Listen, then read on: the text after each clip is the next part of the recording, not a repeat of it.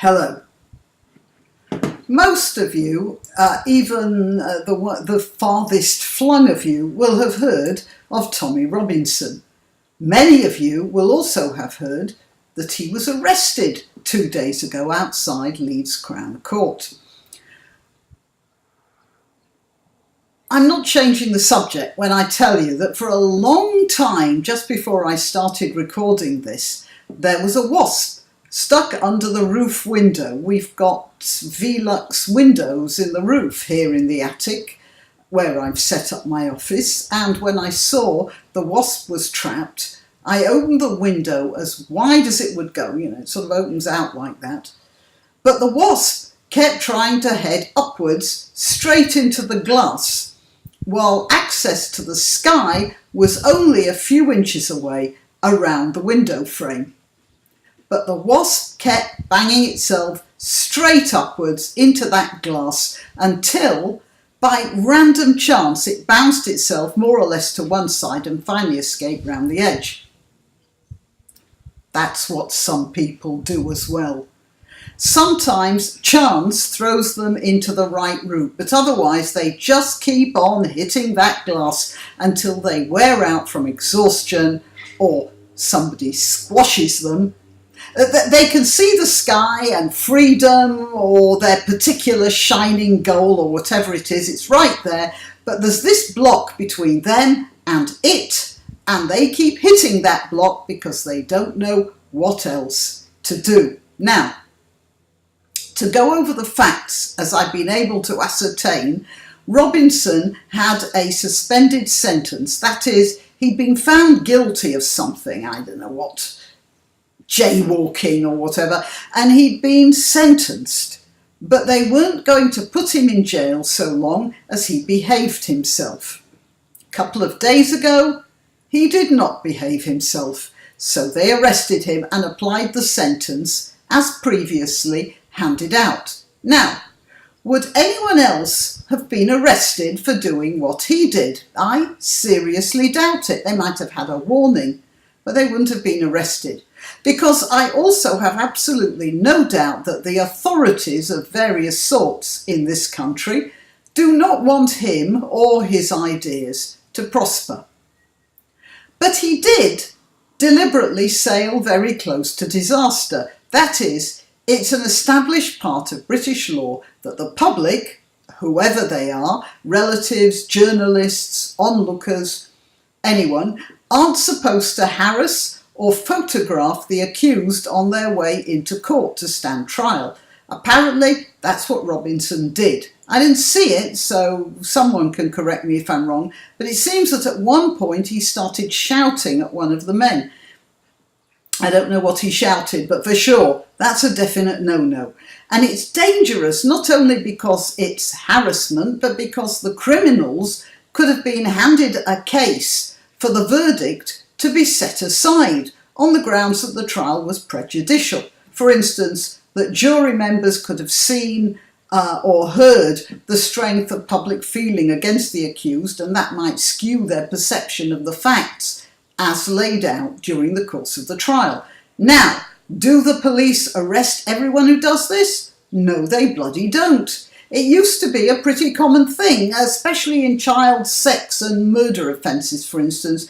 Groups, mobs really, usually of women, would gather outside the court to howl their displeasure at the prisoners on their way out of the paddy wagon and through the court doors. Did the police arrest any of them? Well, I didn't hear of it. Did the BBC report on these women as dreadful examples of intolerance? Again, I didn't hear of any such thing. To backtrack a bit, I said this used to happen. I haven't heard of it happening with these cases, even though children were involved. Do women no longer care about children? No. So what appears to be happening is that even what you might call the rabble, have been infected by a terror of being politically incorrect. In fact, there's been a thick blanket of silence over this issue in the press and even amongst the sort of people who watch TV rather than the internet. I was off the internet for a few days, as some of you know, if you saw my previous video. That's because we were moving, and apart from the sheer exhaustion of the job, I didn't have my computers set up. It's an instructive experience, by the way. I discovered that when I got back onto the web, I was hideously badly informed. Things that us internet nerds take for granted just weren't penetrating my consciousness. It was an object lesson in the democratic power of the web. I didn't even know about the Robinson thing until late on the Thursday night. There wasn't anything about it on the radio. The Independent reported on it a day later. Note how he's described as far right, and also note how his activities are defined as reporting, in quotes. Nothing like a bit of well poisoning, is there? Eh? Independent? You may wonder why the government, because ultimately that's where all of this must be coming from, is damping down on this stuff. I can't give you an answer for sure, but I can chuck forward a couple of guesses. The first is that the people in government have become convinced that any publicity beyond the most minimal is going to cause the populace to be so angry that there'll be riots in the streets. I suppose they're worrying that such disorder could spill over into public anarchy, and they're doing their best, as they see it, to avoid that. If that really is their plan, it's not going to work too well, judging by the demo outside Downing Street on Saturday afternoon in support of Robinson. The other possibility, of course, is votes. Despite a lot of media hype, which gives an erroneous impression, Muslims are only a fraction of the British public, no more than 5%, I believe.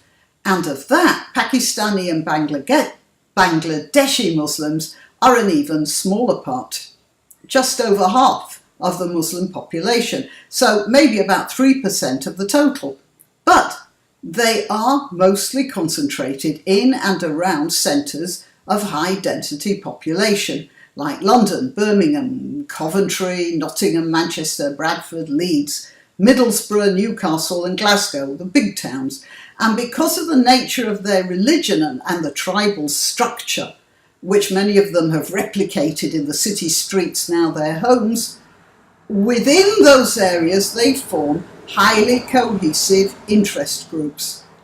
Having worked on the outskirts of politics for a while, I'm aware that, for instance, local ethnic Pakistani community leaders have been known to collect the postal votes of members of their community, very often semi-literate women, and fill them out themselves, all voting for a single candidate of their choice. Not necessarily a Pakistani, but somebody upon whom they can rely for the correct attitudes. This isn't speculation. There's been reporting of this in various areas of Britain for years. In August 2016, which isn't so long ago, Sir Eric Pickles, Conservative Cabinet Minister, published a very long overdue report about such practices. This is what the BBC said. Sir Eric's report said he had seen evidence of pressure being put on vulnerable members of some ethnic minority communities to vote according to the will of the elders, especially in communities of Pakistani and Bangladeshi background. He added that the government was in a state of denial about election fraud amongst these cultures. And my guess is that this is the root of the problem all the way through, because politicians get elected. And they're worried about the election bloc formed by the Pakistani Bangladeshi communities in Britain. No, I do not say the Muslim communities, because although Islam is a big factor, it isn't the only factor. And I'm quite sure that the voting patterns of minority Muslim groups, such as Ismailis or Ahmadis, for instance, isn't even close to any sort of consensus, even though they do form communities of their own. So, back to Tommy Robinson, the wasp, banging his head against the window. What he did was wrong, misguided, or rather it was bad tactics, but it was understandable because He can't see any other way to draw to the attention of the public and to overcome the inertia and lack of, well, generalship which saturates our government and civic authorities. I don't know what the answer is, but we can't just stand by and do nothing. I donated to the Tommy Robinson's Fund. I'll put a link below, and I urge you to support him as well. He'll probably need all the help he can get over the next few days.